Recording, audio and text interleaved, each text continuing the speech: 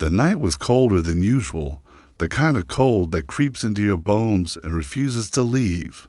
He was walking home after a long shift at a job that barely paid enough to keep food on his own table. The streets were almost empty, except for the sound of the wind pushing trash across the cracked pavement. As he passed an abandoned building, something caught his eye: the small figures huddled together on the steps. At first, he thought it was just more garbage, maybe blankets tossed aside, but then he heard a faint cough. He stepped closer and saw them, two young boys, no older than 10, skinny as sticks, their faces pale and dirty. They had no coats, just thin shirts that did nothing against the night air. One boy had his arm wrapped tightly around the other, trying to keep him warm. They looked terrified when they noticed him, their eyes wide with fear, like stray animals, expecting to be chased away. For a moment, he froze. He didn't have much himself. He was barely surviving, but something inside his chest told him he couldn't walk away. He remembered his own childhood, nights when he had gone hungry, when the world felt like it had turned its back on him. He knew that same pain was now sitting in front of him on those cold steps. "Hey," he said softly, crouching down so he didn't tower over them. "You okay?" The boys didn't answer. They just stared, shivering. Without another thought, he took off his jacket and wrapped it around their shoulders. "Come on," he whispered. "You can't stay out here. Let me help." And that was the night everything changed for him and for them. Bringing the boys into his small apartment was not easy. He didn't have much, just a worn-out couch, a bed with squeaky springs, and a kitchen that sometimes held more empty shelves than food. But to the boys, it was a palace compared to the streets. That first night, they ate warm soup and bread he had saved for himself. He watched them eat as if they hadn't tasted real food in weeks. And he didn't mind going hungry so long as they were full. Days turned into weeks, and slowly the boys began to trust him. They stopped flinching when he came near, and one of them, the younger brother, even started smiling again. He found old clothes at a thrift store, patched them up, and made sure the kids went to school. Every morning, he would walk them to the bus stop, reminding them to study hard and stay out of trouble. He wasn't their father by blood, but every choice he made came from a father's heart.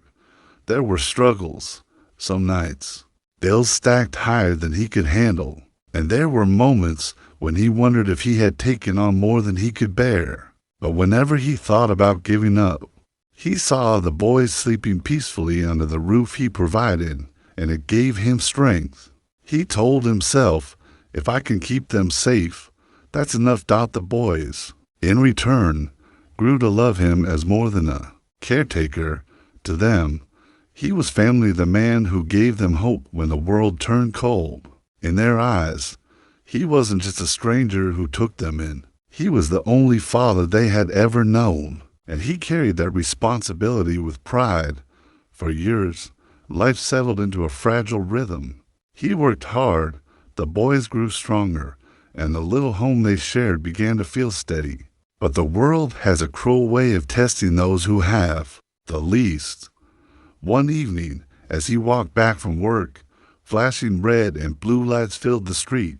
Police cars lined up, officers shouting his name. Before he could understand what was happening, he was handcuffed and pushed into the back of a car. The boys stood frozen on the porch, their hearts pounding. They didn't know why their father figure was being dragged away, but they knew it was wrong. He kept shouting that he hadn't done anything, but no one listened. The neighbors watched silently, some shaking their heads, others whispering, "Too many." It didn't matter whether he was guilty or not. The color of his skin made him a suspect before any evidence was shown. In the courtroom, he sat helpless as lawyers spoke words he didn't understand. He had no money for a proper defense, and the public attorney barely looked at him. Witnesses lied. The tales were twisted, and every time he tried to speak, the judge silenced him. The jury didn't see the man who had saved the homeless children, who worked day and night just to give them a chance at life. They only saw the accusations. When the verdict came, it hit like a hammer breaking stone. Life in prison. The boys cried out, begging the judge to stop, but their voices were drowned in the cold echo of the courtroom. He looked back one last time at the children he had raised, his heart breaking, knowing they were losing the only parent they had ever known. That was the day everything fell apart.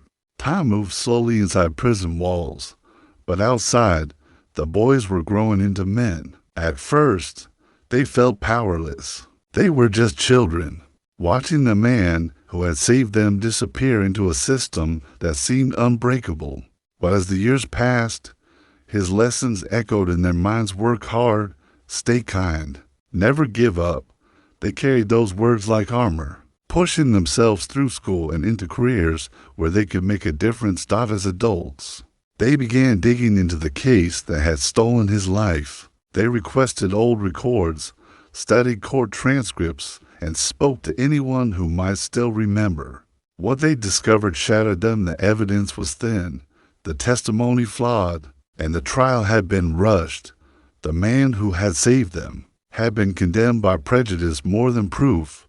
The injustice burned in their hearts, and they made a vow. They would not stop until he was free. It wasn't easy. Lawyers turned them away, saying it was too late, too complicated. But the brothers kept pushing, knocking on every door, writing letters, telling anyone who would listen about the man who had given them a home. Slowly, people began to listen.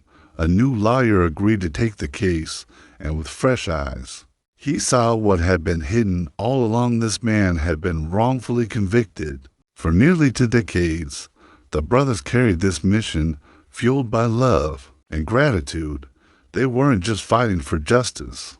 They were fighting for the man who had once fought for them. Every step they took was a step closer to bringing him home. And deep down, they knew they were going to save him, just as he had once saved them. The day finally came when the case returned to court. The brothers sat side by side, their hearts pounding, as the doors opened and he was led in. Older now, his hair touched with gray, but his spirit unbroken. For 20 years, prison had tried to take everything from him, yet his eyes still carried the same warmth they remembered from childhood. When he saw them sitting there, grown men who once were lost boys, a tear slipped down his cheek. This time, the courtroom was different. His new lawyer stood tall, presenting the truth that had been buried for so long. Evidence that proved he had been innocent all along was laid out piece by piece. The brothers stood and spoke, telling the court how this man had saved their lives, how he had taken them in when no one else would, and how the world had turned its back on him. Their words filled the room with a silence so heavy, even the judge leaned forward to listen. Finally, the moment came. The judge's voice rang out, clear and final. "You are free." The gavel struck, and the chains of 2 decades shattered in an instant. The brothers rushed forward, wrapping their arms around him, holding on as if they would never let go. Tears flowed freely, not just his, not just theirs, but from everyone who had witnessed the moment. He had once saved 2 children from the cold streets, giving them hope and family, and now those children, grown into men, had returned to save him from a life without freedom. Love had come full circle. The man who gave everything for 2 strangers finally walked out of prison doors, not alone, but with the family he had built by choice, not blood. If this story touched your heart, don't forget to like, comment, and share it with others. Subscribe to State Stories USA for more powerful true stories that inspire and move you.